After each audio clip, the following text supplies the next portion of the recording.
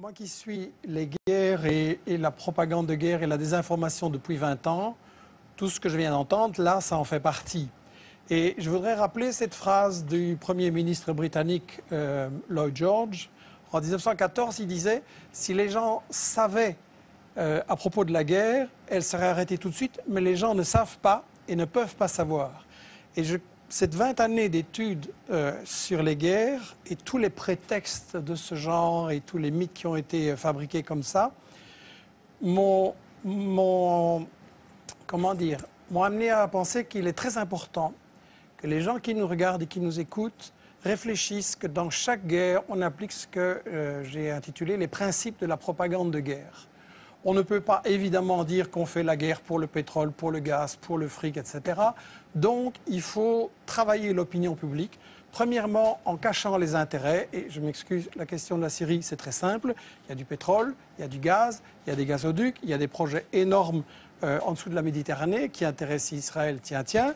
Et quand on voit que Total et le Qatar, maintenant en Libye, se partagent le gaz, ben, il ne faut pas faire un dessin. Le deuxième grand principe de la propagande de guerre, c'est de cacher l'histoire.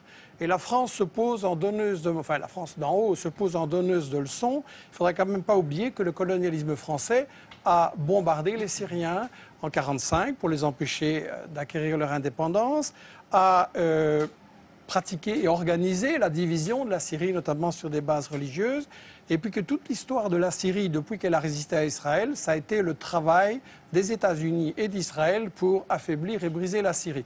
Et Roland Dumas disait il n'y a pas longtemps qu'il y a 2 ans, on lui avait dit à Londres, on prépare quelque chose contre la Syrie, est-ce que tu veux en faire partie? Il avait dit non, 2 ans avant les manifestations. Moi, je vais vous dire quelque chose. J'étais il y a 2 ans à peu près, avant que les hostilités commencent en Syrie. Je me trouvais en Angleterre par hasard pour d'autres choses, pas du tout de la Syrie. J'ai rencontré des responsables anglais. Et quelques-uns qui sont mes amis m'ont avoué, en me sollicitant, qu'il se préparait quelque chose en Syrie. C'était en Angleterre et pas en Amérique. L'Angleterre préparait l'invasion des rebelles en Syrie. Et on m'a même demandé à moi, sous le prétexte que j'étais ancien ministre des Affaires étrangères, si je participerais comme ça. J'ai évidemment dit le contraire. J'ai dit, écoutez, moi, je suis français, ça ne m'intéresse pas. Mais c'est pour dire que cette opération vient de très loin. Elle a été préparée, conçue, organisée. Dans quel but Excusez-moi, dans quel but? L'idée de le renverser Bachar, c'était quoi le but? La finalité? Mais dans le but très simple, de destituer le gouvernement syrien, parce que dans la région, il est important de savoir que ce régime syrien a des propos anti-israéliens. Et que par conséquent, tout ce qui bouge dans la région autour, moi j'ai la confidence du Premier ministre israélien qui remonte très longtemps, qui m'avait dit on essaiera de s'entendre avec le Premier ministre, avec les États autour. Et ceux qui ne s'entendront pas, on les abattra. Le troisième grand principe de la propagande de guerre, c'est qu'il faut absolument, quand on a décidé d'attaquer pour le pétrole, le gaz ou le fric, il faut absolument diaboliser l'adversaire. Et donc là, on a droit à toute une série d'histoires. Et celui qui dit, moi je sais, qui dit ici, je sais tout ce qui se passe en Syrie, je n'ai aucune certitude, pour moi c'est un charlatan. Je pense qu'il n'y a pas de guerre propre, je pense qu'on a vu des atrocités des deux côtés. Et je pense que quand on se réclame de la justice, dire avant toute enquête, je sais qu'il va falloir faire quelque chose et je sais qui est coupable, c'est pas sérieux. Un tribunal qui jugerait comme ça ne serait pas accepté. Sur la question des armes chimiques, c'est évidemment intolérable. Je voudrais juste poser la question à ceux qui connaissent bien les États-Unis.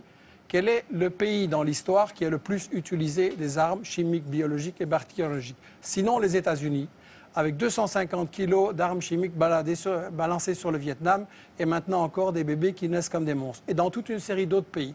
Donc si Obama trouve que les armes chimiques c'est intolérable, il ne doit pas aller très loin pour punir les coupables. Le quatrième grand principe de la propagande de guerre, c'est qu'il faut toujours se présenter comme défendant les victimes. On fait toujours des guerres soi-disant humanitaires. Mais là, la mèche a été vendue hier ou avant-hier, je ne sais plus, par Bernard Kouchner, qui est un pro-interventionniste, et qui a dit devant une télé française, bien sûr que le but c'est de renverser Bachar el-Assad, mais il faut un habillage diplomatique. Ça veut dire qu'on n'est pas là pour défendre les Syriens, parce qu'en réalité c'est une guerre qui a été provoquée par les États-Unis et leurs alliés dès le départ, comme Roland Dumas l'a dit. On n'est pas là pour protéger les victimes et pour les empêcher. Au contraire, on veut qu'il y en ait plus pour avoir un prétexte d'intervenir. Et je tiens à rectifier les mensonges qui ont été dits. Le gouvernement syrien est parfaitement d'accord de négocier et ce sont les États-Unis, la France et le Qatar qui ont dit non, on ne négocie pas, on veut gagner militairement sur le terrain. C'est-à-dire que Bachar el-Assad a dit qu'il voulait bien négocier. Oui, tout à fait.